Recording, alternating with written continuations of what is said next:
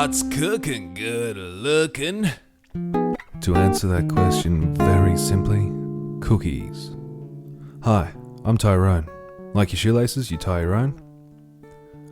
The ingredients needed are coming up on the screen at the moment. Freeze frame when they actually show up on that hastily written scrap of paper. That way you know what to buy ahead of schedule. But also you'll need a few other things that I'll explain throughout. Well, you don't need, it's just good to have them. From your stick of butter, cut it in half, add half a stick of butter, which is 250 odd grams, and 2 cups of brown sugar to a saucepan on the stove. What you're going to be doing here is making caramel. If you want to make salted caramel, follow this exactly, except also add salt.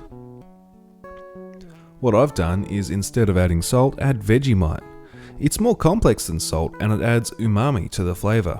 What is umami, you ask? Well, it's a thing that pretentious people can taste when they cook. If you want your salted caramel to come out of your cooked biscuits nice and crispy, which I do recommend, then cook your caramel until it begins to change colour and then immediately pull it off and dump it on a pan. As soon as it changes colour, you can see that parts are beginning to burn. And it's good to have just a little bit burnt because it means you've taken it right to as bitter as it can be. Conversely, if you want sweet caramel that comes out sticky, then most of the way through the process add a little bit more brown sugar and it will come out sticky when you bite into it. I like the crispy chalkiness. Take that out to the freezer, let it set while you make the rest of your cookies. Back inside, browning butter. Throw the other half stick of butter onto the stove and melt it, and then keep the heat on until it starts to change colour again. But as soon as it changes colour, turn the heat off and maybe throw a dab of ice in to prevent it from keeping on changing colour. There we go, it's changed colour, so I've turned the heat off. Now, adding sugar, 2 cups of raw sugar or white sugar, whatever, and 2 cups of brown sugar. You don't need to mix it, but I thought it would be fun because this is a cool mixer. Baking powder or soda, or bicarb soda, into the mixer and give that a bit of a mix through. You kind of do need to mix that because it sucks eating clumps of baking powder soda, bicarb soda. The zest of 2 lemons. Now, this is important to balance out the sweetness of the cookies. You can either balance it out with the saltiness, which I'm not a huge fan of to be honest, or add something a little bit bitter. I'm adding very dark chocolate, but also I'm adding the sours from lemons. Mix that in and add 4 eggy eggs. They're like normal eggs, except you say eggies first. Eggy eggs are cool. And they're all mixed into a nice smooth consistency. It's good to mix it in like that first to make sure that everything is well combined. But now that your butter has cooled down, take it off the stove and look at how lovely brown that is. Add that into your cookie dough mixture. Browning butter is like the flavor difference between sugar, like white sugar, and brown sugar. It's so much better. If you're going to add coffee to your cookies, definitely do it here. Again, I recommend adding coffee, but not just coffee. I put basically 2 cups of coffee in at this stage. 2 big old shots, and oh yeah, coffee. I didn't drink a coffee because it was nighttime by the time I was making this. Blend that bad boy up again, make sure it's all mixed in thoroughly. And this is the moneymaker game changer. Add a couple of shots of whiskey. I would recommend at least 2 shots of whiskey to your cookie dough. So I have put in at least 2 cups of whiskey, 2 cups, 2 shots of whiskey to the cookie dough.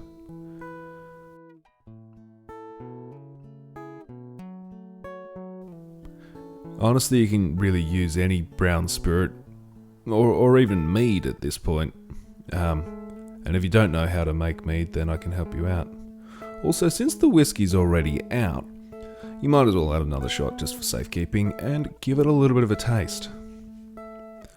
I like adding the chocolate before adding the flour because you can see this is going to be a big batch of cookie dough. So to make sure the chocolate is properly mixed in, then add it before the flour. It's not recommended by other proper chefs, but I like to do it that way. You all know how to chop chocolate. Chop it into moderate chunks. Doesn't need to. In fact, the less same sizey it is, the better. So make sure they're very sporadically chopped. This is the darkest chocolate that I could find. One's 95%, the other's 90% darkness, cocoa stuff. The reason I was after that is because I don't need any more sweetness added to this. But also, white chocolate. Because chocolate. I don't need to give you my reasons. I guess that's why you're watching the video, to look for my reasons, but you know.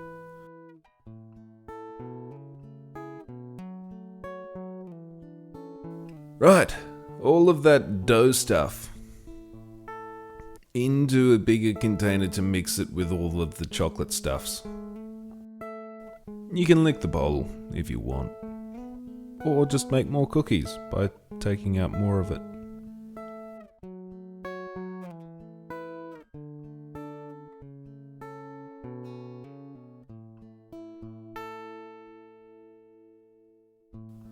Into that goes...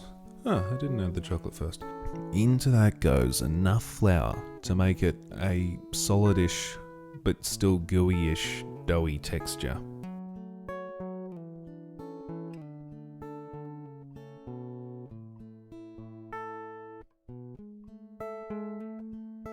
So that's basically a kilo, 4 cups.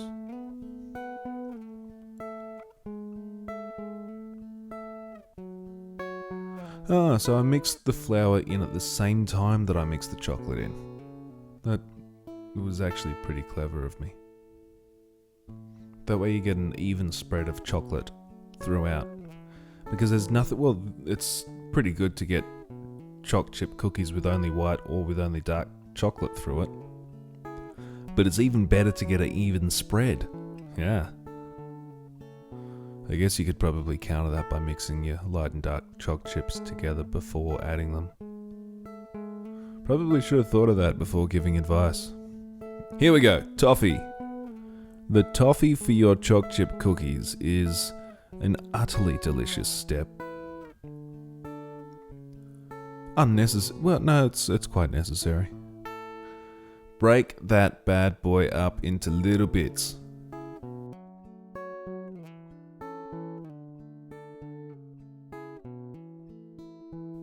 Then mix that in with the rest of the cookie stuffs.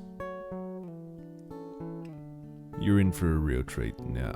Well, if you want to taste it at any point, go ahead. There's enough booze to kill any salmonella in the eggs. Actually, no, there probably isn't. So I don't recommend tasting it, but you can if you want.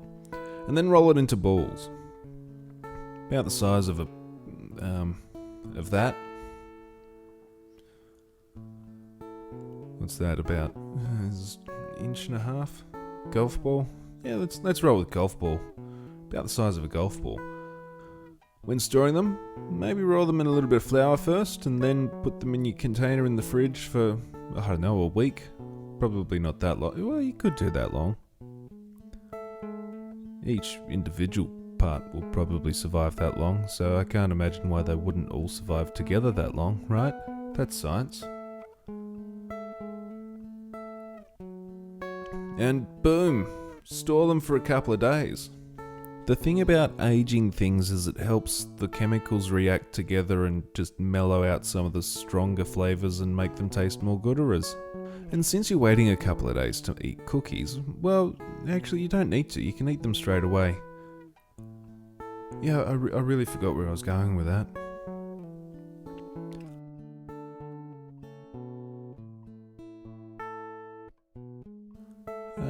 So when you cook them, baking paper down, spray the baking paper, and then, set your oven first to like 220 degrees Celsius. probably, no, 200. 200? Yeah, 200. And spread them out on these oven trays, because if you don't spread them out, they will spread themselves out. Even if you don't spread them out, they'll spread themselves together. Into the oven for, well, I checked them after like 13 minutes. If they've turned a nice little brownie colour, then oh yeah. If they're about to turn a nice little brownie colour, then I'd probably give them 2 minutes extra. Onto a cooling tray, let them cool. Or, just onto a cooling tray for like a moment and then eat them. Because eating cookies is good too.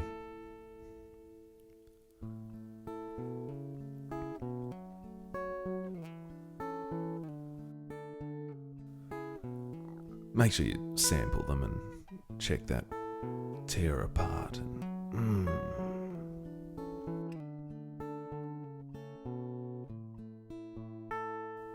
Oh yeah, Choc chip cookies.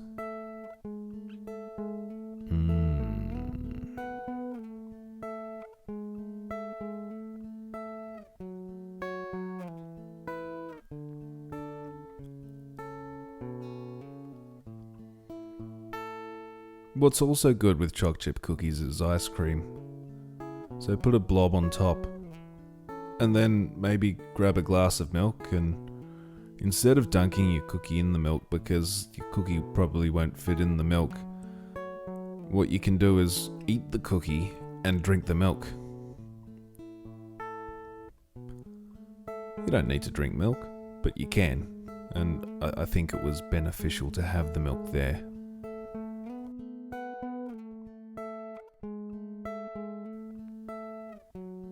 I like milk though.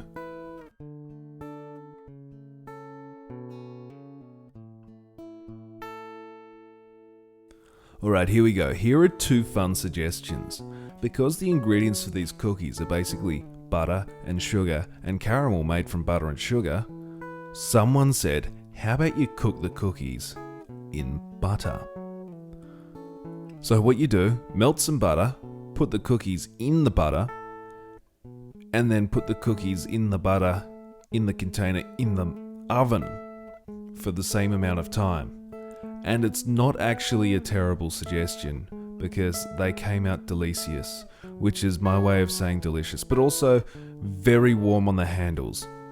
Take them out a little bit before they're done, because the butter will keep cooking them and they're pretty gooey there. Wait till the butter stops bubbling before putting them onto a cooling rack.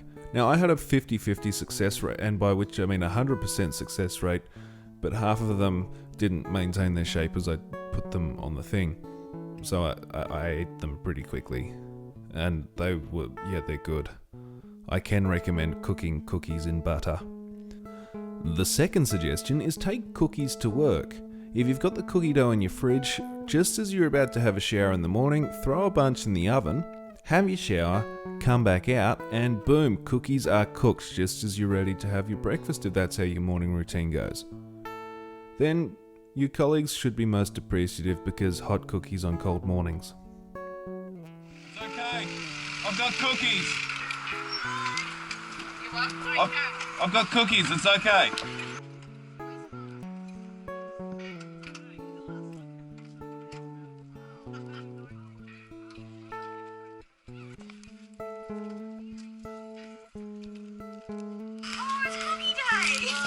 That's why I said it's cookie day. Grab a cookie, it's cookie day. Maybe don't take cookies into work during this whole COVID time. Or maybe you'll discover that your colleagues are more outgoing than you realised. Perhaps they will risk it for the biscuit.